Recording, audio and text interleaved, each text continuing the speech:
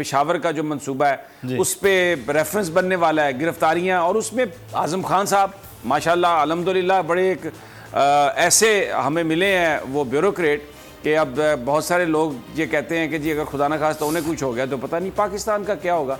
खान साहब उनके बगैर चलने के लिए तैयार ही नहीं है। अब बहुत सारे अब ये जो वो रेफरेंस तैयार हुए और होने वाले थे, और इन सरकारी अफसरान की जब गिरफ्तारियों का टाइम और मौसम नज़दीक आया तो इन्होंने वो बात जो अपोजिशन पहले चीख रही थी और कह रही थी उसको उन्होंने इस नाम पर ये ऑर्डिनेंस इन्होंने इम्पोज कर दिया है कि जनाब ये तो हम इदारों को मजबूत करेंगे, वाइट कॉलर क्राइम की इन्वेस्टिगेशन जी FIA करेगा, और ये तो उस इदारे को मजबूत होना चाहिए। ये नैब जो है ये एक पैरेलल कानून था, और अब आपने नैब को अमली तौर पर ख़त्म कर दिया है। यानी आप देखें रेफरेंस की मंजूरी कौन देगा, सदर या गवर्नर। और भाई सदर भी एक सियासी जमात, आरिफ अलवी साहब जो हैं वो पूछे बगैर पान भी नहीं खाते, पानी भी नहीं पीते इमरान खान साहब से पूछे बगैर। और चौधरी सरवर की क्या मजाल है गवर्नर पंजाब की। और फिर अल्लाह ताला रहम करे, अब इमरान इस्माइल साहब ये तय करेंगे सिंध में बैठ के कि किसके खिलाफ हमने रेफरेंस करना है और किसके खिलाफ रेफरेंस नहीं करना। ये कितना बड़ा मजाक है। ये बात दुरुस्त है कि पैरेलल निज़ाम नहीं होने चाहिए। आपके जो इदारे हैं प्राइम मिनिस्टर की ये जो विजन था कि उनको हम स्ट्रॉन्ग करें, ये अपनी जगह पे ज़बरदस्त विजन, और ऐसा होना चाहिए। FIA में कैपेबिलिटी होनी चाहिए, वाइट कॉलर क्राइम और ये जो दूसरे जो मामलात हैं उनको FIA को ये देखना चाहिए। नैब होना नहीं चाहिए था, लेकिन हर चीज़ का एक कंटेक्स्ट होता है। ये तो एक ऐसा जनाब ये रेवड़ियाँ बांटी गई हैं ना, ये तो कि आपने अब आप कह रहे हैं जी सारे मुकदमे वापस चले जाएंगे। आप 2-1.5 साल आप क्या चीखते रहे और कूटते रहे और पीटते रहे। अब चीमा का केस भी वापस, अब हमजा शहबाज की भी जमानत चले, फिर आपने मान लें आप कि फिर आपने कोई ढील या डील दे दी है, इसको तस्लीम कर लें। मैं कहता हूं कि अगर हुकूमत ने अगर इस तरह से किया, क्योंकि ये सवाल उठ रहे हैं, अगर ऐसा किया है गवर्नमेंट ने, कोई बड़ा एक रिकंसिलिएशन इसका मकसद है, तो ये अच्छी बात है। इसको government should take people of Pakistan into confidence. लेकिन ये जो वारदात की गई है ना, इसमें वो लोग जो बैठे हुए हैं टॉप पे और जिनके अब रेफरेंसेस फाइनल स्टेज पे थे और अब उनकी गिरफ्तारियां होने वाली थी, उन्होंने बड़े तरीके से एक काम कर दिया। अब अपोजिशन को, अब अपोजिशन वाले नई बात, यानी इस मुल्क की बिल्कुल एक चाल बेढंगी है। पहले कहते थे और जी नैब को आप इस्तेमाल कर रहे हैं, नैब के इख्तियारात खत्म करें, नैब जो है वो हुकूमत के कहने पे। अब उन्होंने नैब को खत्म किया तो कहते हैं अदालत में जाएंगे कि जी नैब खत्म ना हो। मुदस्सर इकबाल अल्लाह ताला हम पे रहम करे जी। लेकिन एक समी साहब, नैब के हवाले से जो मामला है, नैब पर सवालिया निशान तो उठते रहे, लेकिन अब नैब से जो इख्तियारात लेने के बाद सिर्फ अवामी नुमाइंदों के खिलाफ, साबिर शाह साहब, अवामी नुमाइंदों के खिलाफ सिर्फ नैब अब कार्रवाई कर पाएगा। अवामी नुमाइंदे तो बगैर सरकारी अफसरान के कुछ भी नहीं कर पाते हैं, बगैर बिजनेस कम्युनिटी के कुछ नहीं कर पाते हैं। इस वक्त भी जो रेफरेंसेस चल रहे हैं, चले मैं एक केस की बात कर लेते हैं, LNG केस के अंदर, उसमें बिजनेस कम्युनिटी भी है, सरकारी अफसरान भी हैं, सियासतदान भी हैं। तो फिर ये किस तरह से सेग्रीगेशन होगा कि ये इसको पकड़ लो, इसको छोड़ दो? मुदस्सर, बात यह है कि जब इमरान खान साहब ने हुकूमत संभाली थी अगस्त 2018 में गालिबन, तो पोजीशन ये थी कि दो तबकों से उन्हें बहुत ज़्यादा मुज़ामत का सामना था। बिज़नेस ख़त्म हो गया, जिनके पास पैसा था उन्होंने पैसे को होल्ड कर लिया, होलसेलर से लेकर रिटेलर तक बिल्कुल कारोबार जाम हो गया। दूसरा मसला ये था कि ब्यूरोक्रेट ने फ़ाइल पे साइन करने बंद कर दिए, कहा गया कि खौफ है। अब देखिए 35-40 साल नवाज शरीफ और यासिफ जरदारी इस तरह के लोग इक़्तिदार में रहे हैं, इन्होंने हज़ारों लोगों को आउट ऑफ मेरिट नौकरियाँ दी, और जब नौकरियां दी तो उसके बाद आंखें बंद कर ली। सोशल फाइबर तबाह हो गई, लोग इनके ज़ाती ग़ुलाम बन गए। अचानक आप आते हैं आके कहते हैं कि मैं अब पकड़ लूँगा, तो इसका मतलब ये है कि आपने गोया उनकी दुखती रग पे हाथ रख दिया। उन्होंने अरबों करोड़ों रुपए लूटे हुए हैं यार। यहाँ ASI, नायब तहसीलदार, पटवारी, ग्रेड 17, ग्रेड 18, जज, जर्नैल, बहुत सारे लोग इनके मरहूने मिन्नत रहे हैं और अभी भी हैं। इन्हीं के भर्ती किए हुए प्रोसिक्यूटर अभी भी नैब में बैठे हैं। मेरे कहने का मकसद ये है कि शायद उस वक़्त इमरान खान साहब ने ये सोचा होगा कि कौम मेरे साथ है, मैं ये कर लूँगा, हम भी उनके साथ थे कि करें। इमरान खान साहब बिल्कुल फेल हुए, और आज मैं आपको बात कह सकता हूँ, बुरा ना मनाइएगा मुदस्सर, सिस्टम जैम हो चुका है।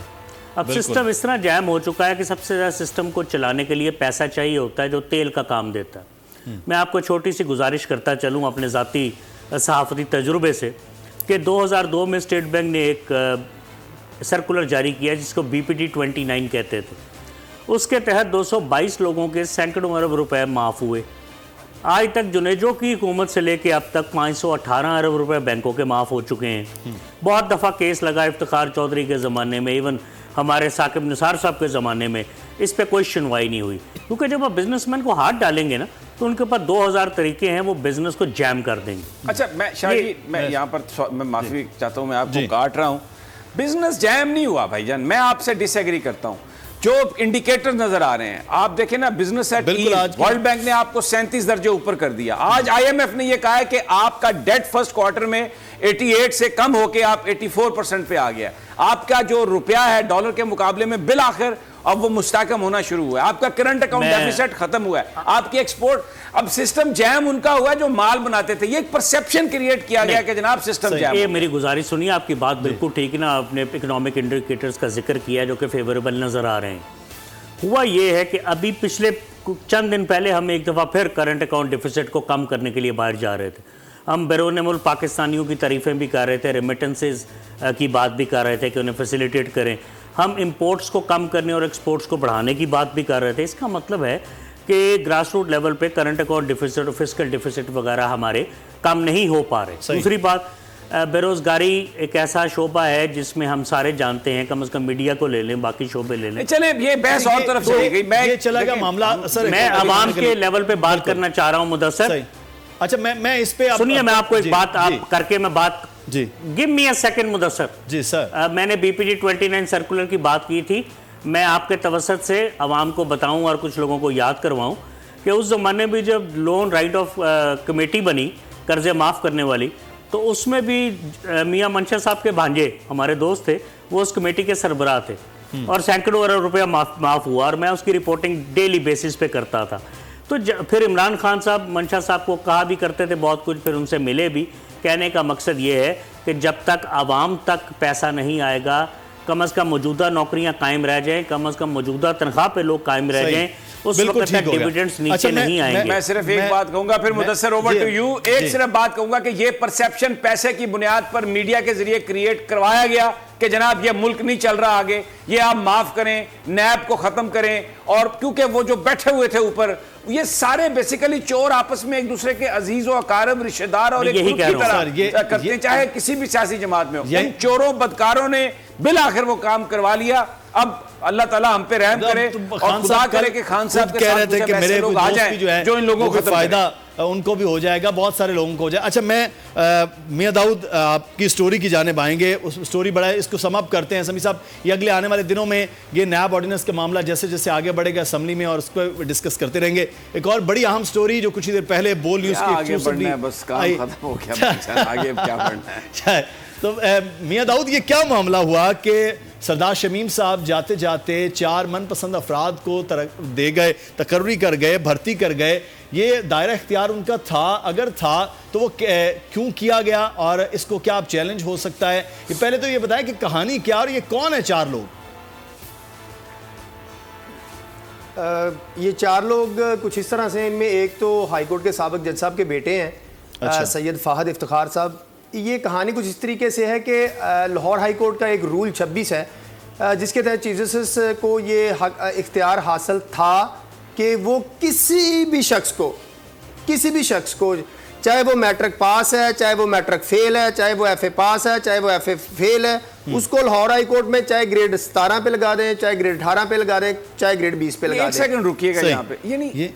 ये कहां से आया ये इख्तियार? ये कोई किंगडम है जी, ये बादशाहत है? ये आज से पहले क्या जो हमारे ये लोग जो कर रहे हैं, ये 2016 से पहले ये बादशाही खानदान से हैं जी, बिल्कुल। ये 2016 से पहले ये बादशाहत ही थी और अब भी वो बादशाहत वाला इख्तियार थोड़ा थोड़ा इस्तेमाल करने की अटेम्प्ट की जाती है। अच्छा। लेकिन सुप्रीम कोर्ट ने ये इख्तियार हमारे नुमाइंदों ने दिया, पार्लियामान ने दिया जी, बिल्कुल। ये अल्हम्दुलिल्लाह सदके जावा, मैं सदके जाऊं इन पार्लियामान। बेसिकली ना ये कंट्रोवर्सी तब फाइनल हुई, सेटल हुई थी इस्लामाबाद हाई कोर्ट में जब बराह रास्त भर्तियां की गई। तो वो भर्तियां सारी डायरेक्ट की गई थी, नेपोटिज्म थी, बहुत सारी फेवरेटिज्म थी उसमें, और वो मामला गया सुप्रीम कोर्ट में। तो सुप्रीम कोर्ट के 3 रुकनी बेंच ने यह क्लियर कट लिख दिया कि आला अदलिया मतलब जितनी भी पाकिस्तान की हाई कोर्ट्स हैं उनमें किसी भी चीफ जस्टिस को इंतजामी तौर पर यह इख्तियार हासिल नहीं है कि वो नेपोटिज्म की बुनियाद के ऊपर सवाबदीदी इख्तियार इस्तेमाल करते हुए कोई बराह रास्त भर्ती करे। मेरे पास वो सुप्रीम कोर्ट की जजमेंट मौजूद है, मेरे सामने मौजूद है, उसके पैराग्राफ 47 में ये बात लिखी हुई है। जी जी जी मैं आपको आगे बताता हूं उसी जजमेंट की रोशनी में। उसी जजमेंट के पैराग्राफ 47 में लिखा हुआ है, सुप्रीम कोर्ट लिखती है कि अगर आला अदलिया में इतनी बददियानती, बदइंतजामी और नेपोटिज्म होगी तो लोगों का अदलिया पर एतमाद उठ जाएगा। इसलिए इस्लामाबाद हाई कोर्ट में जो सवाबदीदी इख्तियार के तहत भर्तियां की गई थी वो सारी कलअदम करार दे दी गई। और उस वक्त मिस्टर जस्टिस इकबाल हमीदुर रहमान एक इंतहाई नोबल फैमिली से ताल्लुक रखते हैं। वो उस वक्त सुप्रीम कोर्ट में एलिवेट हो चुके थे, लेकिन जब उन्हें पता चला कि ये उनके टन्योर से मुतल्लक फैसला आया है तो वो अखलाकी तौर पे अपने उस ओहदे से मुस्ताफी हो गए।